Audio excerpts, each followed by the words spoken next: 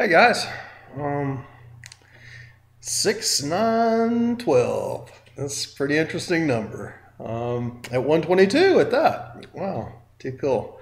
Hey Spreecy, we just got back from the StarKnowledge gathering at Mount Shasta for the Venus Transit, and boy, what a show that was.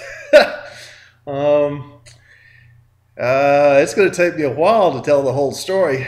And anyway, I'm feeling pretty worn. I feel like we've run a marathon each day for the whole time we were there, and it started for about 3 days before that. My friend Kim and I, who has been doing vortex cleaning and reactivation, re-energizing for so many years and truly lifetimes.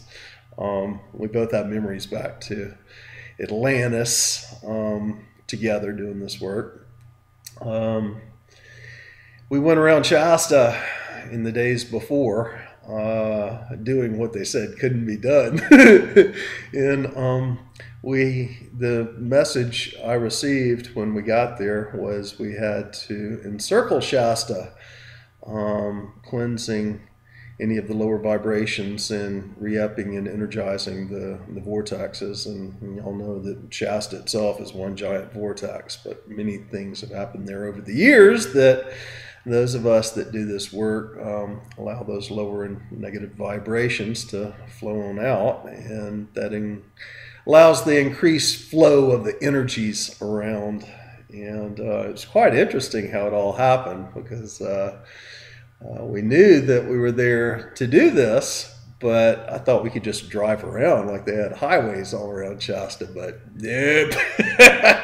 They got four-wheel drive and ATV trails. And we stopped off at the National Forest Service in McLeod at the south side of Shasta, and I talked to the head forest ranger there as they got a topo map of the area, and I asked him what are the trails to get around Shasta, and he said, well, you can't do it now. I said, that's an impossibility because of the snows. And in the days before, that was the truth. And in the days after, that was the truth. Because it snowed there pretty heavily while we were doing ceremony at the StarKnowledge conference. And very interesting, because we were the first people, you could see it in the tracks as the snow melted, that had passed through that area this year.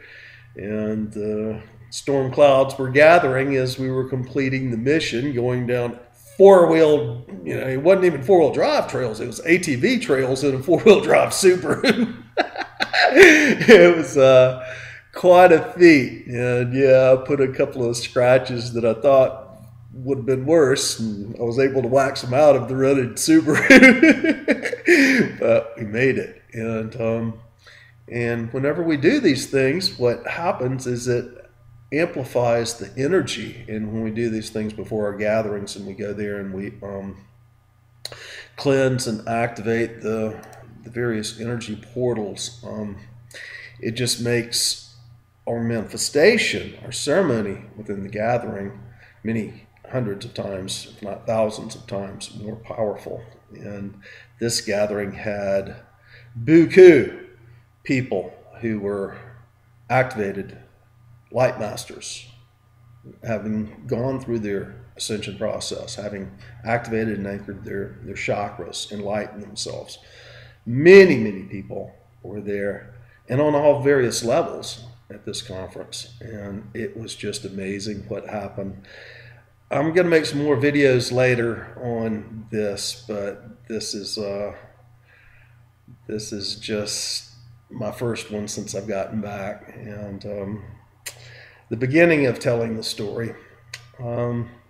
As we did the snake dance at the close of the ceremonies, with several hundred people participating in the snake dance, and about a half dozen people with cameras and video cams filming us there. I was constantly shown by different people who had cameras all the various orbs that were showing up in the photographs, and some of it had so many orbs that were there you could hardly see the hundreds of people participate in the snake dance. So this is going to be interesting to see how this all comes out. And the guys at StarKnowledge TV.com on Facebook, Alan's going to be posting a lot of his videos from the gathering there. And Mazatzan, the Mayan elder who was there, he freaked me out. Well, freaked me out. He reminded me of the work that we had done together previously when I first met him again at Serpent Mounds during that gathering in 11/11/2010. And having not seen him before in this lifetime, comes up to me and says, "Oh, it's good to see you again." We finally found each other. And anyway, he who follows and knows the Mayan calendar so well, witnessed the promises of Quetzalcoatl's return occurring there at Mount Shasta. And really, really amazing stuff what happened. It's life is magical, but when you get a bunch of masters like that together, it's really magical. So this is just the beginning, and we're going to witness some pretty wild things coming up in the remainder of this year and in the future years. And something that I found is they're having the gathering, next gathering, December 21st, 2012, here in Phoenix. And for 20 years, I've been telling people that at the end of the Mayan cycles, or cycle, which Carl Kalman listed one is October 28th, 2011. What I knew 20 years ago was I would either be with the Hopi or the Lakota at the end of the cycles. And on 11/11/11, October 28th, 2011, and then 11/11/11, I was in Hopi land at Titus Farm doing ceremonies and holding the energies at Hopi land. And those, many of you know the prophecies, the Hopi prophecies, and that the return of the great white brothers, the true brothers, would be at that time. And we were there to activate, to pop the energy dome above Hopi land.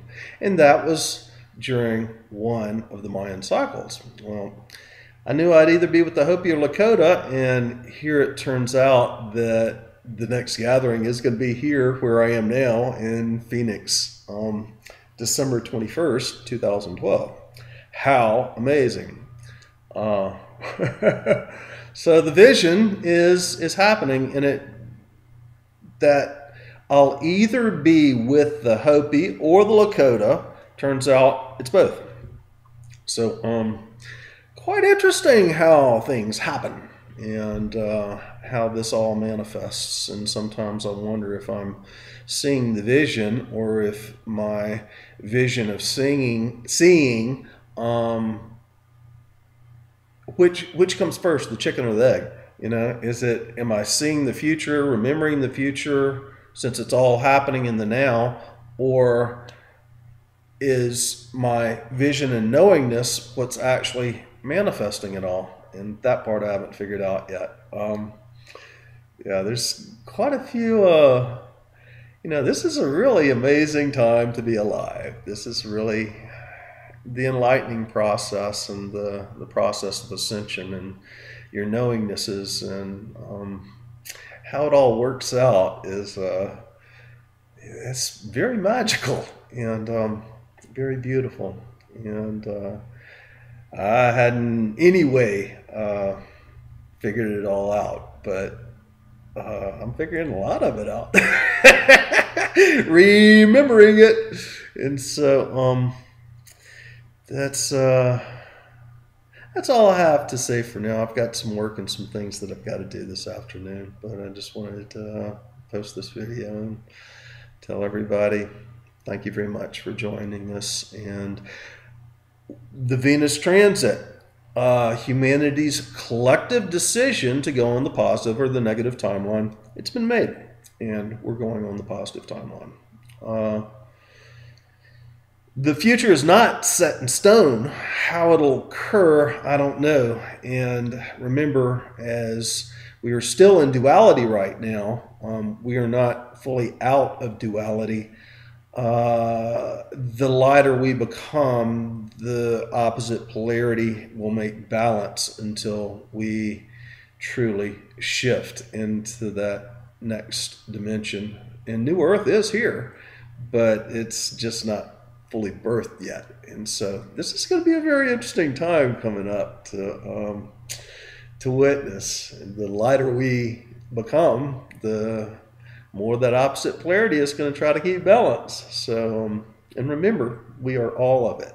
You know, we are, unity is the understanding that you have been light, you have been dark, and that's what we were here to experience. And so anyway, guys, I'm gonna go take care of my work, and I'll do a few videos tomorrow discussing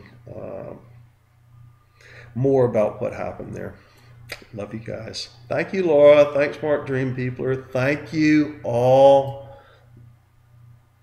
the grandmothers.